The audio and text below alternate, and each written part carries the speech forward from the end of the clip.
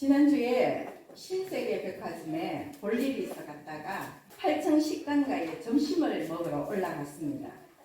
8층에 가니까 루앙 스트리트라는 필말이 달려 있었습니다. 가보신 분은 아시겠지만 8층 식당가 전체가 오래된 유럽 거리를 연상시킵니다. 제가 루앙 스트리트가 무슨 의미인가 싶어서 폰으로 검색을 해보니까 루앙이라는 도시가 있는데 프랑스 서북부에 있는 오래된 상공업 도시로 상업과 관광의 중심지라고 나와 있었습니다. 무엇보다도 눈길을 끈 것은 바로 이 루앙에서 잔다르크가 환영을 당했다고 합니다. 잠깐 역사 공부를 해볼까요? 잔다르크는 프랑스와 잉글랜드의 100년 전쟁 속에서 지치고 희생당하는 백성들을 위해 프랑스를 구하기 위해서 불과 16세의 나이에 갑옷을 입고 전쟁터로 나갔습니다. 100년 전쟁은 간단하게 얘기하면 프랑스와 영국의 왕위 괴성권과 영토 다툼이었습니다.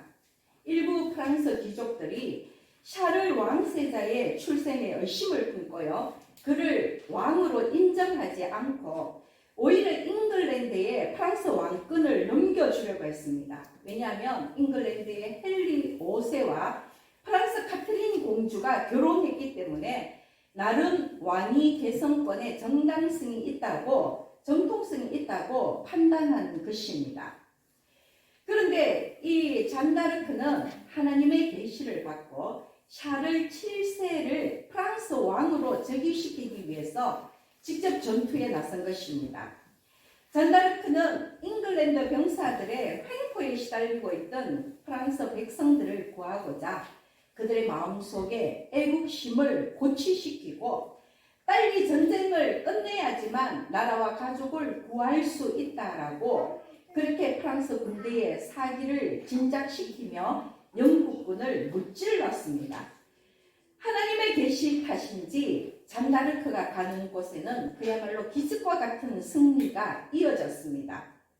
잔다르크는 프랑스 병사들에게 승리의 여신, 행운의 여신이라 불리면서 마침내 잉글랜드군을 몰아내고 샤를 7세를 왕위에 즉위시키는 데 성공했습니다. 그러나 잔다르크에 의해서 왕위에 오른 샤를 7세는 곧 안이해지고 말았다고 합니다. 프랑스에 있는 그 파리 도시를 완전히 탈환하고 잉글랜드 군사를 축출해내어야 함에도 불구하고 오히려 이 잔다르크의 말을 무시한 채 유야무야 1년을 보내다가 그만 잉글랜드의 역공을 맞이하게 됩니다. 왜냐하면 왕과 귀족들은 잔다르크의 인기를 질투를 했어. 잉글랜드의 공격에도 소극적이었고 결국 혼자 전투를 치르던 잔다르크는 그만 잉글랜드의 포로가 되고 말았습니다. 잉글랜드에서는 샤를 7세에게 엄청난 금액의 잔다르크의 몸값을 요구하면서 그 몸값을 주면 잔다르크를 풀어주겠다는 제안을 했지만 샤를 7세나 프랑스 귀족들은 잔다르크가 적진에서 죽어가도록 내버려 두었다고 합니다. 이미 왕위에 올랐던 샤를 7세나 권력을 탐하던 귀족들에게 신의 계시를 부러짓는 잔다르크는 그냥 성가시고 시기와 질투의 대상일 뿐이었습니다.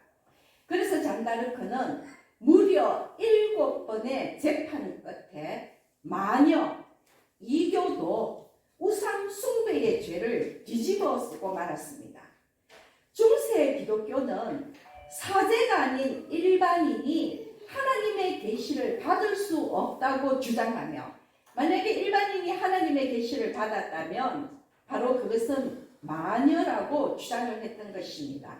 그래서 잔다르크를 이단으로 몰았고 잔다르크는 하나님의 계시를 받았다는 사실을 부정한다면 풀어주겠노라고 회유했지만 끝까지 자기는 분명히 하나님의 계시를 받았다고 주장함으로써 결국 루앙의 광장에서 19세의 나이로 화형을 당한 것입니다. 샤를 7세는 100년 전쟁이 끝난 후 1456년에 갔어야 잔다르크의 마녀 혐의를 풀어주고 명예를 회복시켜 주었습니다. 그렇지만 잔다르크는 백성들에게 국가에 대한 인식을 심어주고 애국심을 고취시키는 구심점의 역할을 함으로써 프랑스가 근대 국가로 나아가는 교두보의 역할을 했다고 합니다. 귀족도 아니었고 군인도 아니었던 평범하고 어린 소녀가 세상을 바꾼 것입니다. 그래서 역사는 민중의 딸 잔다르크가 민중의 세상을 열었다고 평가하고 있습니다.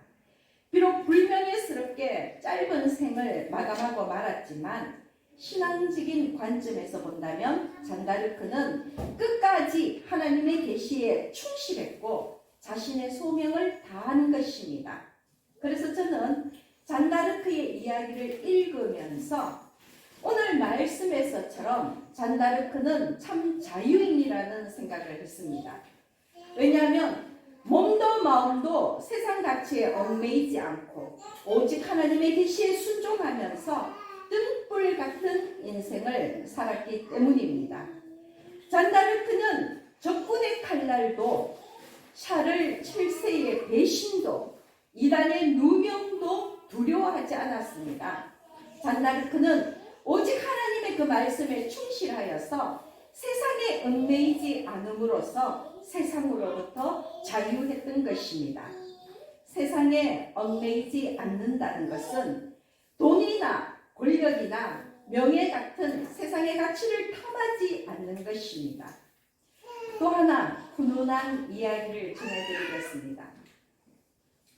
작년 2022년 12월 8일 외관수도원의 선지훈 신부가 은관문화훈장을 받았습니다.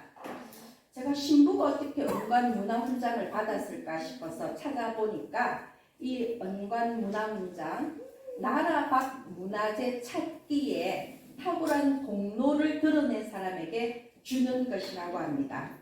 무슨 이야기인가 싶어서 보니까 2005년에 독일의 오틸리엔 수도원에 보관되어 있던 국보급 문화재인 정선 화첩이 우리나라로 돌아왔습니다. 여러분 산수화로 유명한 겸재정선 아시죠? 그분이 그린 그림 12첩이 오틸레엔 독일 수도원에 보관되어 있다가 2005년에 우리나라로 돌아왔다는 것입니다. 그 수도원의 초대 원장이었던 노르베르트 베버가 1925년 한국 선교지를 실찰하는 중에 우리나라에서 그림 21점을 구입해서 독일로 돌아갔는데 그 그림이 공교롭게도 바로 겸재정선의 그림이었는데 그 그림이 금강산을 마치 위에서 내려본 듯한 굉장히 입체적인 걸작이라고 합니다. 이것이 독일 수도원에 보관되어 있다가 전 이화여대 교수인 유준영 선생에 의해서 발견되었고 그 위상이 알려지게 되었습니다. 그것이 그저 한국에 떠도는 평범한 그림이 아니라 국보급 문화재라는 것이 알려지게 된 것입니다. 그래서 세계적인 경매회사인 뉴욕 크리스티 경매회사에서는 경매 액수로 50억을 호가하면서 이 오틸레인 수도원 수도사들에게 그 겸재정선의 화첩을 자신들에게 넘겨줄 것을 제안했습니다. 50억입니다. 만약에 조금 더 요구해서 더 많은 돈을 받아낼 수도 있었을 것입니다. 그런데 바로 은관문화훈장을 받았던 이 외관수도원의 선지훈 신부가 이 지금 현재 오틸리엔 수도원의 원장인 슈레드 신부와 오래전부터 친분이 있었다고 합니다. 그래서 선지훈 신부가 이 슈레드 신부를 설득해서 이 화첩을 돌려받기 위해서 부단히 노력했고 마침내 2005년에 오틸리엔 수도원에서는 경제정선 화첩을 우리나라로 돌려주기로 그렇게 결정을 한 겁니다. 그 오틸리엔 수도원에는 12명으로 이루어진 수도원 장로회가 있는데 12명의 장로들 중에 그 누구도 반대하는 사람 없이 만장일치로 찬성을 해서 마침내 이 귀한 문화재가 우리나라에 영구 임대 형식으로 돌아올 수가 있었던 것입니다. 여러분, 참 귀한 소식이지 않습니까? 일반인이었다면 이게 가능했을까 싶지만 정말로 이 오틸리엔 수도원은 돈에 얽매이지 않고 한나라의 국보 끝 문화재인 이 경제정선의 화첩에 욕심내지 않고 12명 전원 참석으로 자발적으로 반환한 것입니다. 그래서 이것이 참으로 선한 귀한이라고 불리어지고 있다고 합니다. 오틸리엔 수도원 그들의 개인적인 욕심을 버리고 정말로 주인의 나라로 이 경제정선의 화첩을 돌려준 그 마음이 바로 참 자유하는 마음이라는 것입니다. 돈에 얽매이지 않는 것, 욕심에 얽매이지 않는 그 마음을 제가 여러분들에게 말씀드리기 위해서 이 얘기를 전하는 것입니다. 우리 역시 마찬가지입니다. 돈이나 권력, 명예와 쾌락을 쫓다 보면 결국 그것에 노예가 되고 맙니다. 하나님보다 예수님보다 돈이나 명예나 권력을 즐기는 것을 더 좋아하게 되면 우리는 필경에 돈, 명예, 권력의 노예가 되어버리는 것입니다. 노예가 무엇입니까? 권리나 자유를 빼앗기고 인간의 존엄성마저 짓밟힌 채 물건처럼 매매되는 것이 바로 노예이지 않습니까?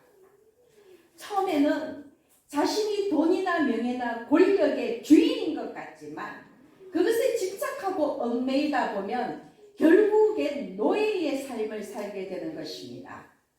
돈의 노예가 되면 돈을 모으는 것에 집착하고 돈을 벌기 위해 수단 방법을 가리지 않다가 결국은 악행을 저지르게 됩니다. 명예의 노예가 되면 직함이나 자리에 대한 유혹을 떨칠 수가 없어서 남을 밟 곳이라도 자꾸만 높이 올라가려다가 결국 꼭대기에서 추락하게 됩니다. 권력의 노예가 되면 힘자랑에 빠지게 되고 사람을 섬기는 것보다 사람을 부리는 일에 익숙해지면서 오히려 사회의 파괴자, 사회의 정복자로 살아가게 됩니다. 여러분, 우리 사회에서 일어나는 범죄들을 보면 강력 범죄일수록 돈이나 명예, 권력에 얽힌 것들이 거의 대부분입니다. 노예가 되면요, 돈, 명예, 권력이라는 이름의 주인을 위해서 사기나 강도나 살인 등 그 어떤 범죄도 마다하지 않기 때문입니다. 더구나 현재 21세기는 돈, 명예, 권력이 전부인 세상, 돈, 명예, 권력이 우상화되는 시대라서 크리스찬 역시 자기도 모르는 사이에 조금씩 물들고 있다는 것입니다. 그러나 돈과 명예와 권력을 쫓는 크리스찬이라면 껍데기만 크리스찬인지 그들은 크리스찬이 아닙니다. 크리스찬은 세상의 노예가 되어서는 안 되기 때문입니다.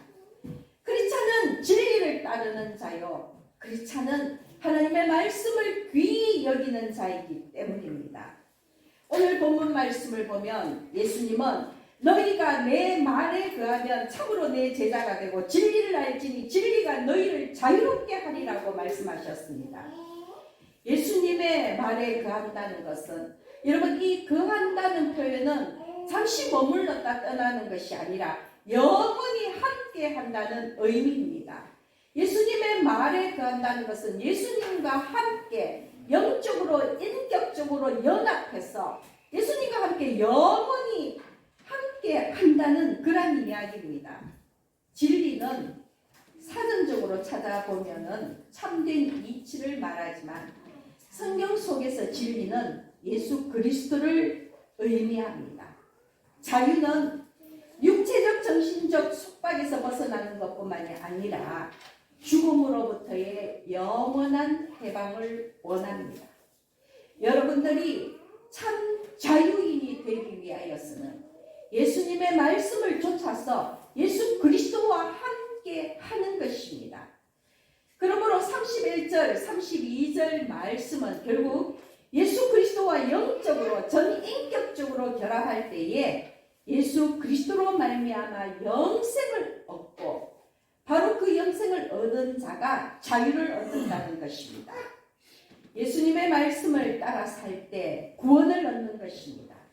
그러므로 예수님의 말씀은 예수 그리스도를 믿고 참 자유인이 되라는 말씀입니다. 세상이 정한 가치에 얽매이지 말라는 말씀입니다. 여러분, 예수를 믿으면 자유합니다. 사람은 물론 어떤 환경과 여건에도 얽매이지 않고 약하든지 강하든지 잘났든지 못났든지 가난하든지 부자든지 어리석은 자든 지혜로운 자든 천한 자든 존귀한 자든 예수를 믿으면 예수 안에서 자유해집니다. 예수님의 말씀은 세상의 속박을 끊어버리기 때문입니다. 우리가 왜 예수를 믿습니까? 바로 이러한 자유를 얻기 위해서 예수를 믿는 것입니다. 빌립보서 4장 12절에서 13절 말씀을 보면 바울의 고백이 나옵니다. 나는 비천에 찰 줄도 알고 풍부에 찰 줄도 알아. 모든 일, 곧 배부름과 배고픔과 풍부와 궁핍에도 찰 줄 아는 일체의 비결을 배웠노라. 내게 능력 주시는 자 안에서 내가 모든 것을 할 수 있느니라. 여러분, 바로 이것이 자유입니다.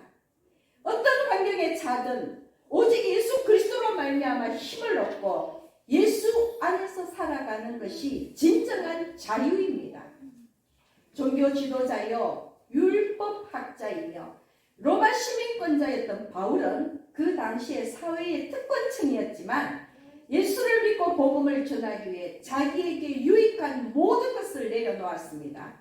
심지어 자기가 가진 그 모든 권리를 배설물로 여긴다고 말했습니다. 빌립보서 3장 7절에서 9절까지의 말씀입니다. 그러나 무엇이든지 내게 유익하는 것을 내가 그리스도를 위하여 다 해로 여길 뿐더러 또한 모든 것을 해로 여기면 내 주 그리스도를 아는 지식이 가장 고상하기 때문이라. 내가 그를 위하여 모든 것을 잃어버리고 배설물로 여기면 그리스도를 얻고 그 안에서 발견되려 함이니. 여러분, 바울은 진정한 자유인이었습니다. 예수 그리스도의 복음을 전하기 위해 과감히 세상이 주는 유익을 버리고 세상의 노예가 아닌 예수 그리스도의 종으로 살았기 때문입니다. 비록 복음을 전하는 동안 말할 수 없는 고난과 고초를 겪었지만 예수로 인해서 진정한 자유를 누렸던 사람이 바로 바울이었습니다. 그런데 이스라엘 백성들은 왜 400년 동안 애굽의 노예로 살아야 했습니까? 왜 이스라엘 백성들이 자유를 찾아 애굽을 탈출해야 했습니까? 여러분들, 출애굽기를 읽으면서 왜 이스라엘 백성들이 출애굽할 수밖에 없었는지 그 의문을 가져보셨습니까? 창세기 37장에서 50장까지의 말씀을 보면 야곱과 12아들의 이야기가 나오는데 그 이야기 속에서 왜 이스라엘이 애굽의 노예로 살 수밖에 없었는지 그 이유를 찾을 수가 있습니다. 여러분 잘 아는 이야기들입니다. 야곱의 아들들이 아버지의 사랑을 독차지한 요셉을 시기하여서 미디안 상인들에게 팔아버렸고 요셉은 애굽에 팔려가 애굽 장군 보디발의 집에서 종노릇을 하다가 결국 애굽의 총리까지 오르는 아주 드라마틱한 삶을 살게 됩니다. 그러나 이 모든 것들이 하나님의 섭리였습니다.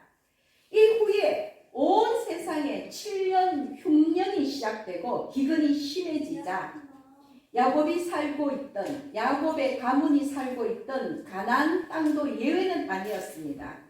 그러나 애굽의 총리였던 요셉은 하나님이 주신 지혜로 말미암아서 7년 풍년 후에 7년 흉년이 생길 것을 미리 알고 애굽의 충분한 곡식을 저장해 두었고, 마침내 야곱의 아들들이 애굽으로 곡식을 사러 왔어 그 나라의 총리가 된 동생 요셉과 극적으로 상봉하게 됩니다.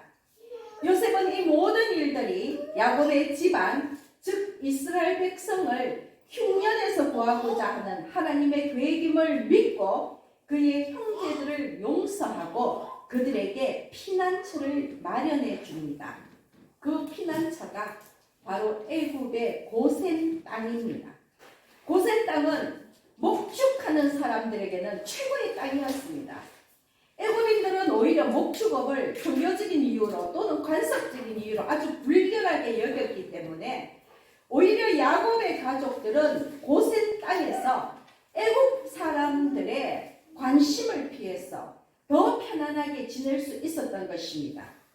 더구나 요셉이 애굽의 총리였으니 애굽의 귀족과 같은 대우를 받고 살았을 것입니다.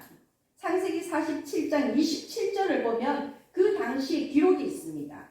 이스라엘 족속이 애굽 고센 땅에 거주하며 거기서 생업을 얻어 생육하고 번성하였더라. 여러분, 그들이 그 땅에서 얼마나 풍족하고 얼마나 편안하게 살았는지를 알 수 있는 말씀입니다.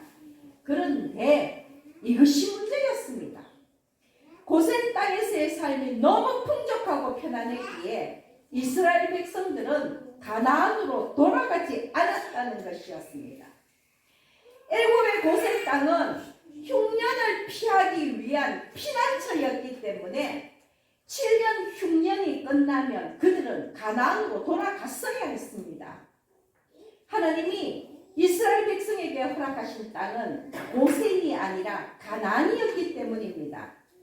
하나님은 아브라함을 갈대아 우르에서 이끌어내셔 가나안으로 가라고 명령하셨고 가나안을 후손들에게 주어서 영원한 소유가 되게 하시겠노라고 약속하셨습니다.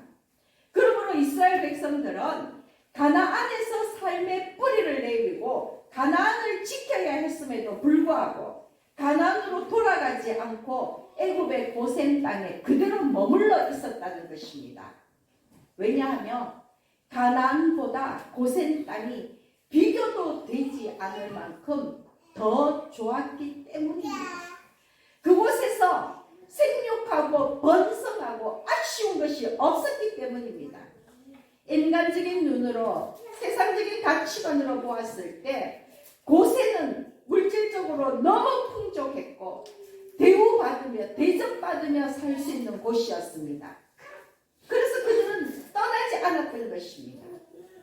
그런데 떠나야 할 때 떠나지 않았던 이스라엘 백성들은 어떻게 되었습니까? 애굽의 노예가 되었습니다. 시작은 애굽의 총리인 요셉의 가족들로서 고센 땅에서 주인 노릇을 하며 편안하고 풍족한 삶을 누렸지만 이제 세월이 많이 흘러서 애굽 땅에도 요셉을 알지 못하는, 요셉의 업적을 알지 못하는 새 왕이 일어나서 애굽을 다스리게 되면서부터는 오히려 이스라엘 백성을 탄압하기 시작했던 것입니다. 고센 땅에서의 주인된 삶이 끝나고 이스라엘 백성들은 노예가 된 것입니다. 결국 7년 흉년을 피하기 위해서 잠시 머물렀다 갈 수 있는 그 고센 땅에서 400년 가까이나 머물러 있게 된 것입니다. 그래서 그들은 주인 노릇에서 종 노릇으로 노예가 되는 삶으로 전락하고 말았던 것입니다. 그것이 성경의 출애굽기의 시작입니다.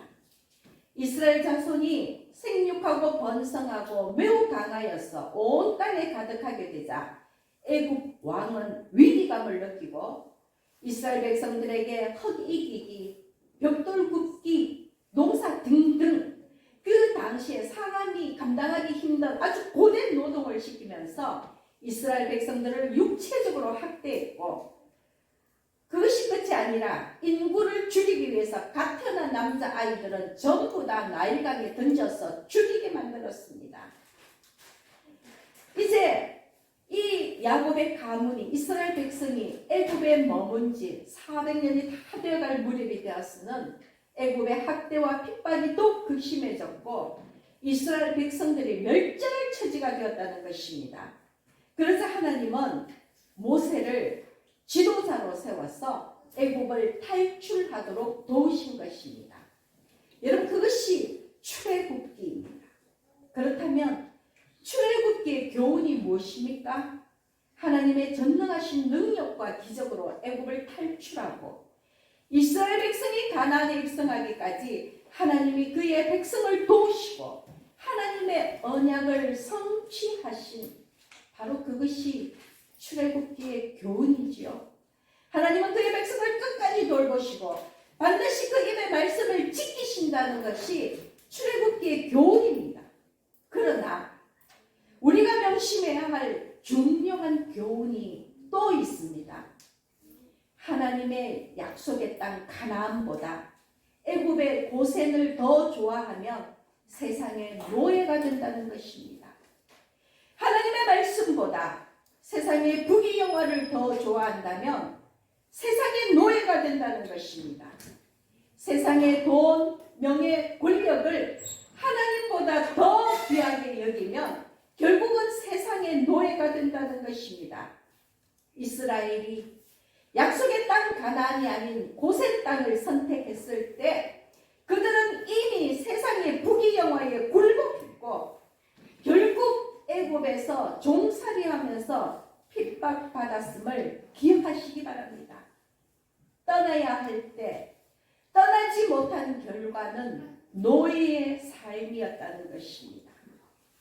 그러므로 또 하나 중요한 출애굽기의 교훈은 출애굽입니다. 여러분, 애굽을 떠나야 한다는 것입니다.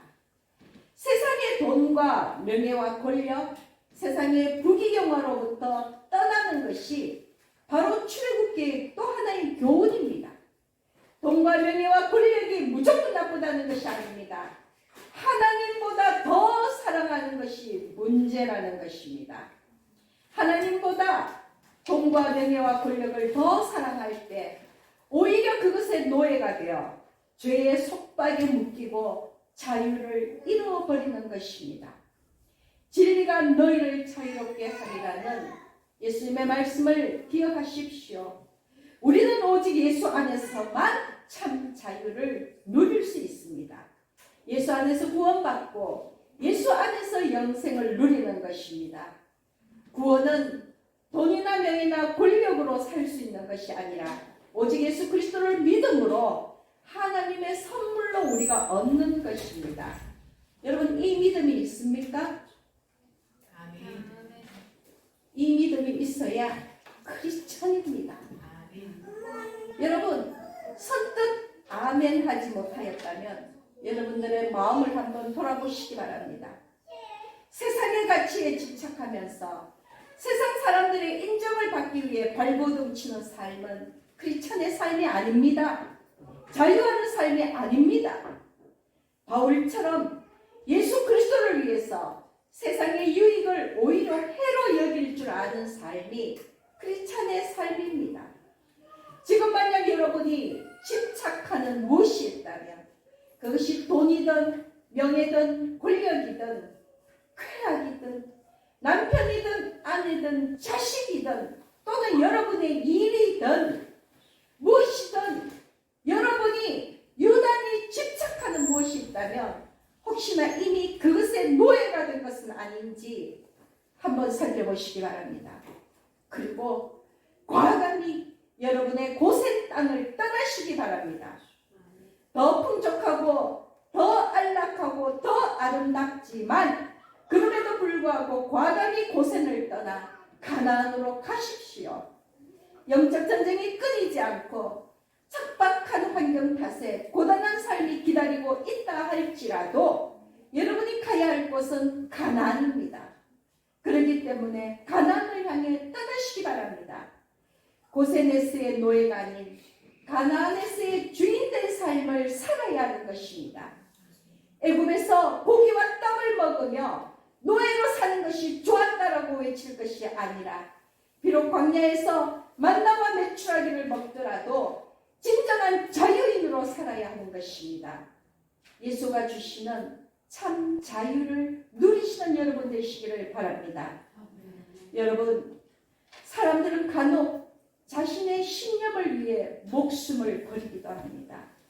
그러나 여러분께 권면합니다.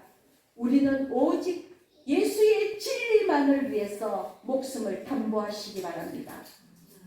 하나님의 말씀으로 전신갑주를 입고 세상과 나는 간 곳 없고 구속한 주만 보인다라고 찬송하면서 가나안을 향해 나가시기 바랍니다.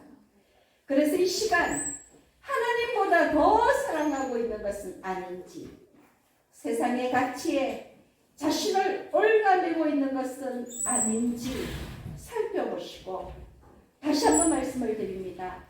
과감히 애굽의 고센 땅을 떠나서 가나안을 향하는 여러분 되시기를 소망합니다. 세상의 노예가 아니라 하나님 나라의 주인으로 살기를 권면합니다. 그래서 오늘 함께 말씀을 나눈 우리 모두는 2023년은 예수 안에서 참 자유인으로 살아가시기를 예수 그리스도의 이름으로 축원합니다. 기도드리겠습니다.